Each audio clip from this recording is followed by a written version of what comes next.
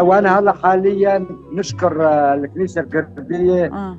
ان فتحت الابواب لنا ولاولادي وضمونا، مم. ونشكرهم على الجهود اللي عملوه معنا. نعم. نشكرهم يعني كثير تشكرهم انا. نعم. نشكر الله على كل شيء.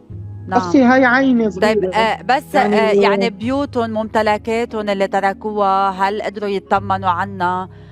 هل بيوتهم انصابوا بالقصف؟ اغلبيتهم ايه، في منهم بيوتهم راحت كلها، يعني في فيديوهات، في منهم ما عم يسترجوه، في منهم ما ضل حدا بالضيعه، ما حدا ضل بالضيعه لا يعرفوا لا يقدروا يطمنوا منهم، لانه لما الرسائل اجتهم على التليفونات او اجى على الراديو فنزحوا الكل وهربوا الكل. اخلوا فورا يعني قبل ما يشتد القصف. نعم.